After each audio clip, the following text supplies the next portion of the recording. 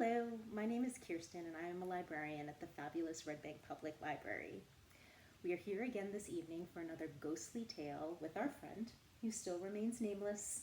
However, that may change as this series continues throughout the next several weeks.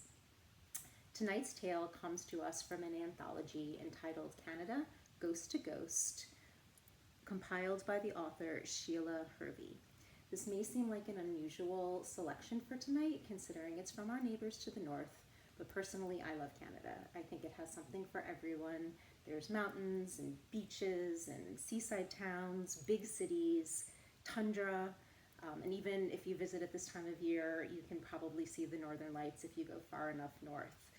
Tonight's story is specifically set in the maritime provinces of Canada, which are on the eastern seaboard of the country, and they are rife with fishing and seaside towns and fishermen's villages and seafood, and a lot of their inhabitants historically have come from England, Ireland, and Wales, so a lot of that oral tradition from those islands were brought over to Canada and have steeped and continued throughout the years, so they are also rich in that kind of oral tradition. So I will begin our tale. Again, viewer discretion is advised. These ghost stories aren't specifically made for children, however, you know your family best, and if you would like this to be a family viewing, that is up to you. So tonight's tale is called The Old Woman Who Wasn't There.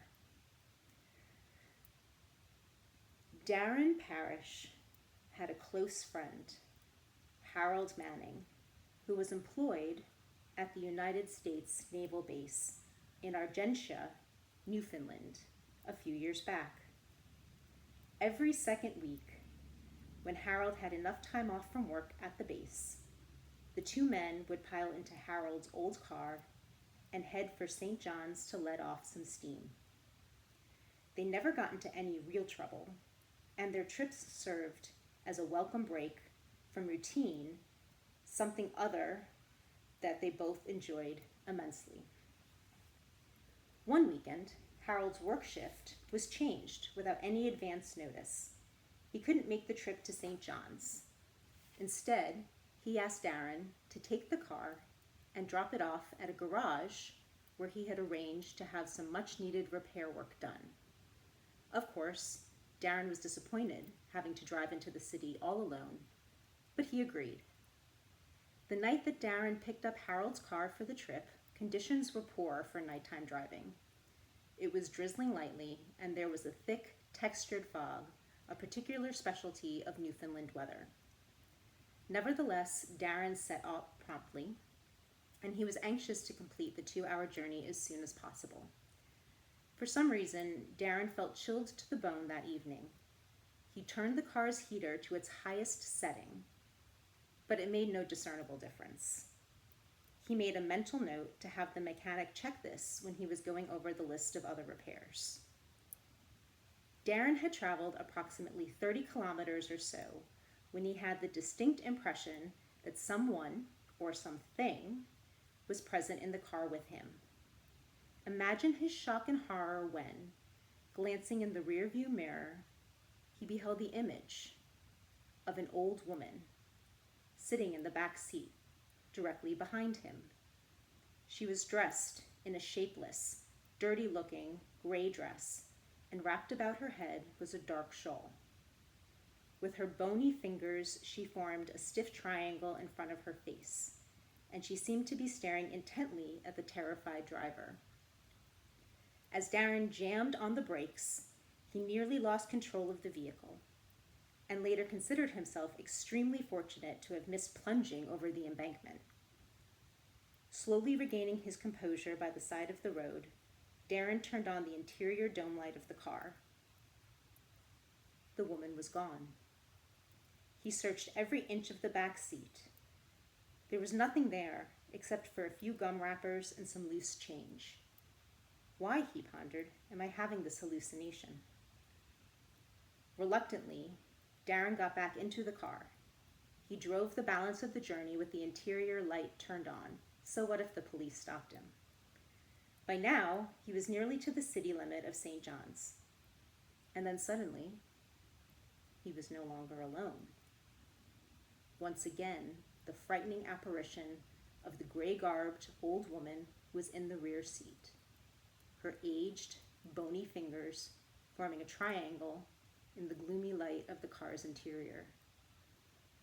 Darren had no idea what the apparition might mean, who the dreadful old crone was, or why she was riding with him. The image of the old woman remained in the mirror for the rest of the trip, and Darren was certain the drivers in other vehicles must have seen her, illuminated as she was by the interior lights. She vanished when he stopped the car at a railway crossing. Darren navigated his way through St. John's, located the garage, and left the car there.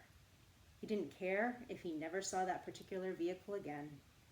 He was so upset that he forgot to mention the faulty heater to the man on duty at the shop. But while he recovered his composure, Darren's curiosity was aroused.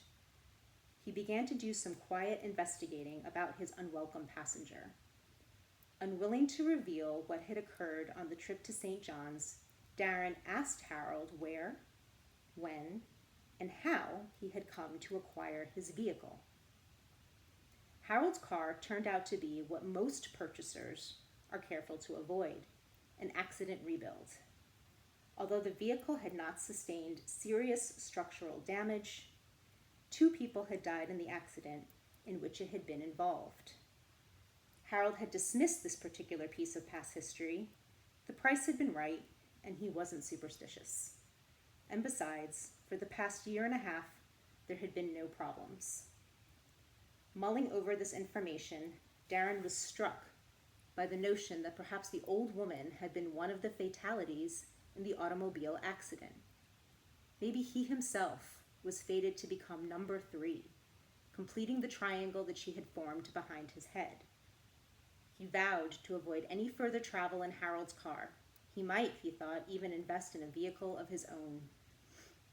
The following weekend, Harold caught a bus into St. John's and picked up his car from the garage. The repairs had all been completed, and the mechanic issued a cheerful report on its condition. Good for many more kilometers, he asserted. Harold Manning was killed in a head-on collision while he was driving back to the base at Argentia. The car was completely destroyed. So that was tonight's story from the anthology, and I hope you enjoyed it. Until next week, thank you for watching, and keep it scary.